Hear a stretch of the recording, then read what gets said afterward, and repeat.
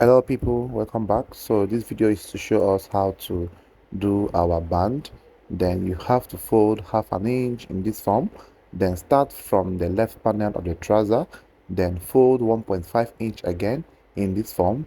Now your stitching or your folding will stop at the edge where you joined the flap with the main trouser band. Then join from there and stitch all across. Make sure you stitch properly, and then you're going to join with half of an inch, right? And make sure you insert your belt loops at the appropriate positions. Now the belt loop position from the front panel is 2.5 inch to the pocket edge, and then for the back edge is 2 inches away from the side joining. So you join it all through to this form. Now stitch all along in this direction and make sure that your band stitching is perfectly done.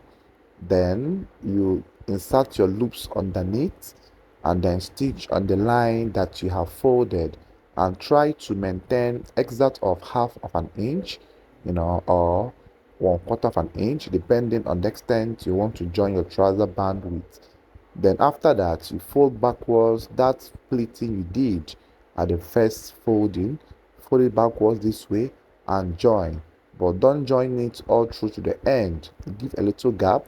Now that gap is to enable you have your band turned out properly.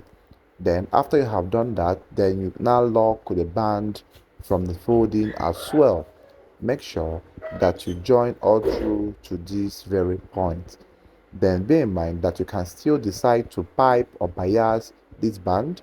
From here you make a notch, to enable you have a smooth turnout effect. Then after that, this is what you have. Please note that you are not meant to use white lining on this, but this is for the sake of illustration. That is why I'm using white lining. So don't go ahead to use white lining on a colored fabric. Use fancy lining or a colored lining. Don't use white on colored fabrics. Rather use white on white and fancy linings on other colored pants. So now I am trying to lock down the loops down. The lockdown is 3/4 of an inch from the band joining. You measure 3/4 of an inch. The minimum you can do there is half an inch. Then once you have gotten to this point, then you lock the loops down this way, and then you now bring your English band and attach. So note how I am folding the band.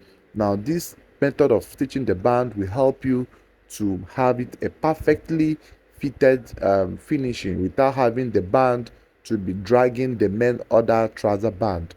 So you have to double stitch the loop and then press it up this way and then allow it to relax on its own.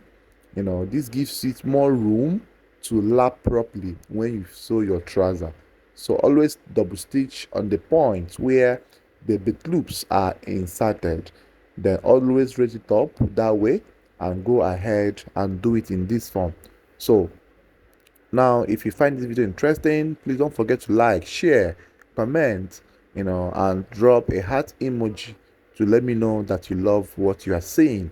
Your comments and your likes and your shares will help me do more videos like this. So cut your threads as well. Cut off all the threads and then tuck it out. And here you have your extended band effect on your trouser.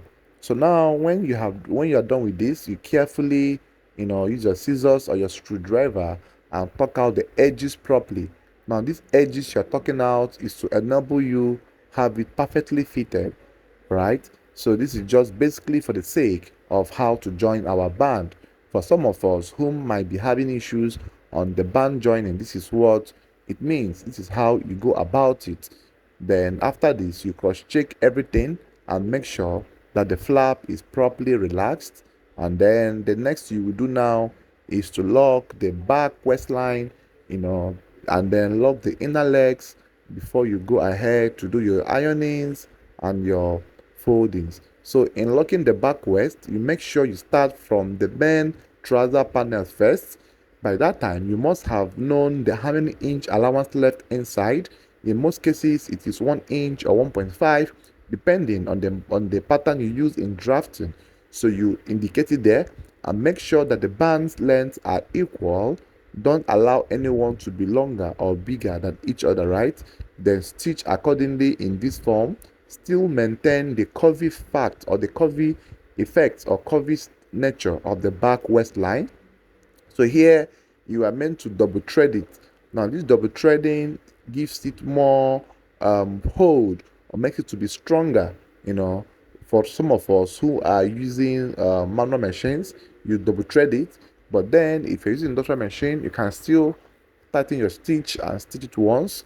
But double threading, I think, is more preferable and more fashionable, right?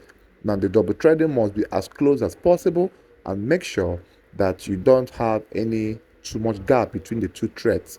Then at this point now you lock up your back waistline, and this point you must make sure that your hand is straight as possible, after which you fold it in an angular form in this way, then cross check all you have done. So this is the effects you are going to have. So from here you stitch all through this way, stitch all through this way. You have to hold the back waistline first before you start locking the other part of the band. This will help you to make the band to be held at a certain position without being elastic in nature. So next is your hook. You fix your hook at the appropriate place this way, and then make sure you use your scissors to bend all the legs of this hook. So after this, you tuck it out. This is what it will look like. And also insert the other hook at the zip point.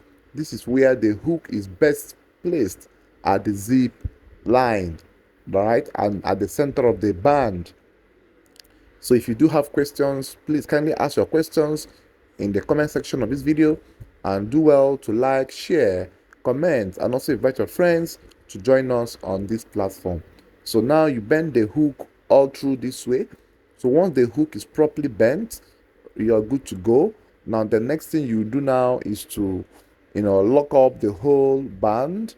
You lock up the whole band. By that time you must have held the center of the back, so which will give you that perfect relaxation effect you are looking for. Because I have entertained so many questions where people are asking me, how could they achieve a relaxed band, that the bands are not relaxed. So this is the solution to your problems. So if you do find this video interesting, like I said, please don't forget to like, share, comment, and also tell me where you're watching from. So now I will take my time and lock all through to the end. So when you get to the loop point, you have to skip, right? You have to raise your machine footer up, and then once you cross it, you now enter backwards again and still continue.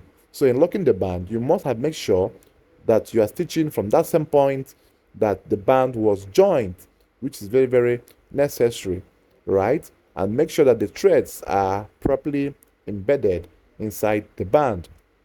Thanks guys for watching. See you guys in my next video. Bye bye for now.